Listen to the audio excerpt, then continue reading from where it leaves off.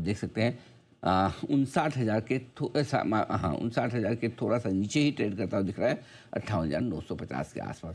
Cans technology ये है stock, love me और hate me, can't ignore me, कभी ऊपर कभी नीचे, ज़्यादातर नीचे कभी कभार ऊपर भी। आज फिर से दिन है इसके नीचे का, 450 रुपये टूट कर गिरता हुआ 10%।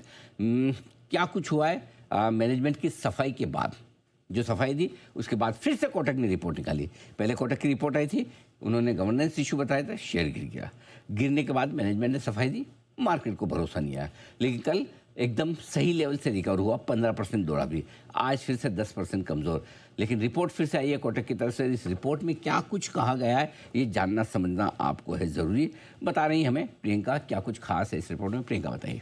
सर वही बात उन्होंने कही, उन्होंने मैनेजमेंट की जो सफाई थी उस पर इस रिपोर्ट में उनकी क्लैरिफिकेशन पे उन्होंने अपना रिएक्शन अब दिया है। अच्छा। और उस रिएक्शन के बाद भी बाजार को जब भरोसा नहीं हुआ तो अब 10% का लोअर सर्किट देख रहे हैं। उन्होंने इस रिपोर्ट में साफ किया और रेटिंग भी कम कर दी इस बार, टारगेट भी घटा दिया। पहले 6,180 रुपए का टारगेट था, इस बार घटा के 4,150 कर दिया है।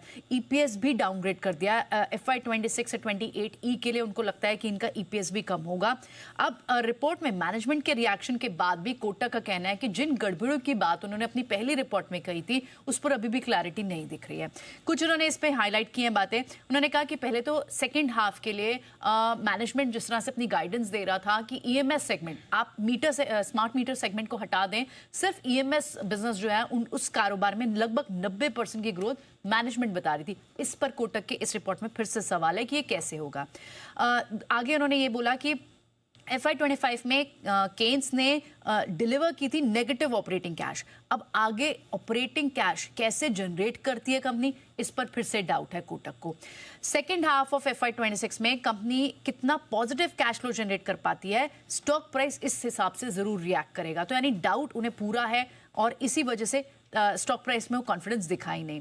कंपनी ने रिपोर्ट में ये भी कहा उन्होंने कि केन्स ने जिस तरह से बात मानी कि उनसे कहीं ना कहीं कुछ डिस्क्लोजर छूट गए, रिलेटेड पार्टी के सब्सिडरी के डिस्क्लोजर छूट गए थे, लेकिन सवाल अब भी इस पर दिखाई दे रहे हैं और भी बहुत सारी चीज़ें। इनफैक्ट स्मार्ट मीटर में कंपनी खुद भी मान रही है, जो उनका एक जो कारोबार था जिसमें सबसे ज़्यादा एक चैलेंजेस दिख रहे थे उन्हें, मैनेजमेंट मान रहे कि इसमें आगे स्लो डाउन होगा।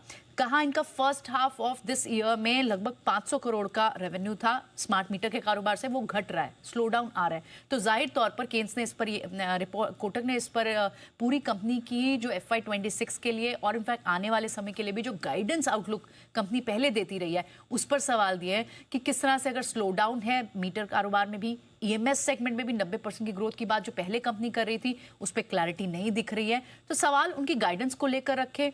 क्लैरिटी पर उन्होंने फिर से बात कही कि गड़बड़ियों की जो बात कही थी, जिस पर सफाई दी मैनेजमेंट ने, उससे उनको संतुष्टि नहीं हुई इस रिपोर्ट में भी, और चैलेंजेस आगे दिख रहे हैं, इसलिए रेटिंग न्यूट्रल रेटिंग घटा दी, EPS घटा दी, टारगेट भी घटा दिया।